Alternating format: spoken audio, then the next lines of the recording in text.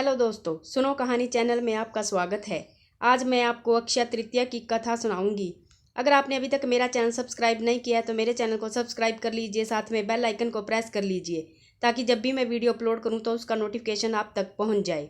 अक्षय तृतीया को लेकर कई मान्यताएं हैं। पौराणिक कथाओं के अनुसार भगवान विष्णु के छठे अवतार माने जाने वाले भगवान परशुराम का जन्म अक्षय तृतीया के दिन ही हुआ था। परशुराम ने महर्षि जगदाग्नि और माता रेणुका देवी के घर जन्म लिया था। यही कारण है कि अक्षय तृतीया के दिन भगवान विष्णु की उपासना की जाती है। इस दिन परशुराम जी की पूजा करने का भी विधान है। वहीं दूसरी कथा के अनुसार इस दिन माँ गंगा स्वर्ग से धरती पर अवतरित हुई थी। राजा भगीरथ ने गंगा को धरती पर अवतरित कराने के लिए हजारों वर्ष तक तप कर उन्हें धरती पर लाए थे। इस दिन पवित्र गंगा में डुबकी लगाने से मनुष्य के सारे पाप नष्ट हो जाते हैं। इस दिन माँ अन्नपूर्णा का जन्मदिन भी मनाया जाता है। इस दिन गरीबों को खाना खिलाया जाता है और भंडारे किए जाते हैं। माँ अन्नपूर्णा के पूजन से रसोई तथा भोजन में स्वाद बढ़ जाता है। अक्षय तृतीया के अवसर पर ही महर्षि वेदव्यास जी ने महाभारत लिखना शुरू किया था। महाभारत को पांचवें वेद के रूप में माना जाता है। इसी में श्रीमद् भगवत गीता भी समाहित है। अक्षय तृतीया के दिन श्रीमद् भगवत गीता के 18वें अध्याय का पाठ करना चाहिए। अक्षय तृतीया को अनंत सफलता का स्वर्णिम दिन भी कहा जाता है, क्योंकि स्वर्ण युग या 4 युगों में से पहला सतयुग इस दिन से ही शुरू हुआ माना जाता है। अखा तीज भगवान विष्णु के छठे अवतार भगवान परशुराम जी के जन्मदिन का भी प्रतीक है। शुभ दिन भी एक विशेष महत्व रखता है, क्योंकि ऐसा माना जाता है कि पवित्र नदी गंगा भी इसी दिन स्वर्ग से पृथ्वी पर उतरी थी। एक कथा के अनुसार भगवान गणेश के साथ वेदव्यास ने अक्षय तृतीया की पूर्व संध्या पर महान हिंदू धर्म ग्रंथ महाभारत लिखना शुरू किया।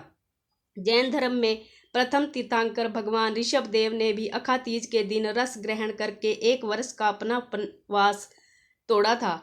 अक्षय तृतीया को नवान्न पर्व भी कहा जाता है। अक्षय तृतीया के दिन रोहिणी नक्षत्र के साथ पड़ने का दिन अक्षय तृतीया तिथि की तुलना में अधिक शुभ माना जाता है। लोगों के जीवन पर अक्षय तृतीया का प्रभाव तब अधिक पड़ता है जब वह सोमवार को पड़ता है।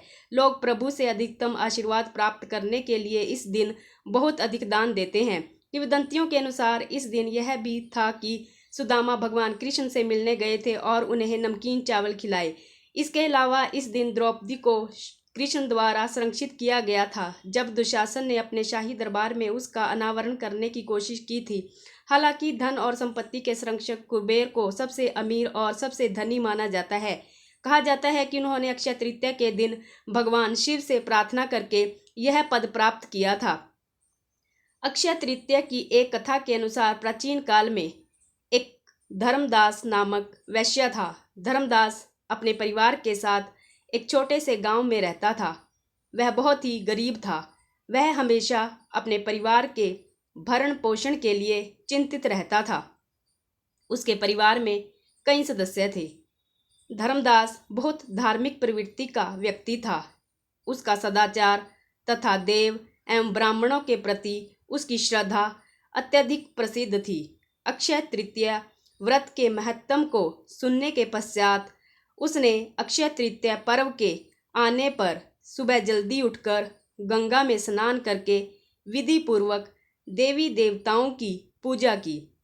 व्रत के दिन सामर्थ्यानुसार जल से भरे घड़े, पंखे, जौ, सत्तू, चावल, नमक, गेहूँ, गुड़, घी, दही, सोना तथा वस्त्र आदि वस्तुएं भगवान के चरणों में रखकर ब्राह्मणों को अर्पित की।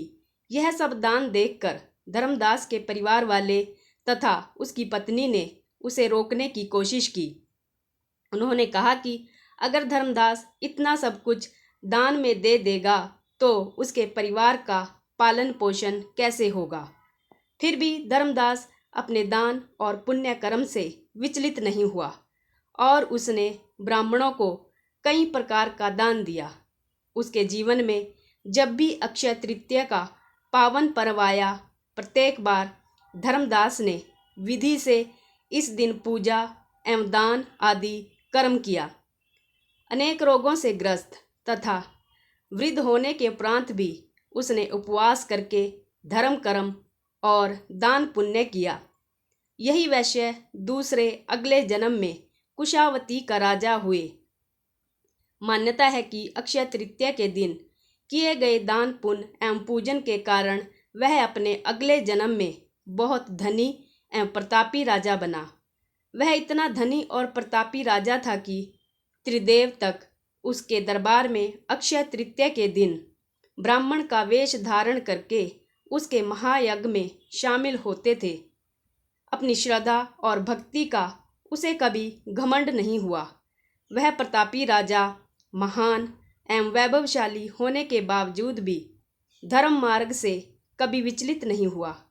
माना जाता है कि यही राजा आगे के जन्मों में भारत के प्रसिद्ध सम्राट चंद्रगुप्त के रूप में पैदा हुए थे।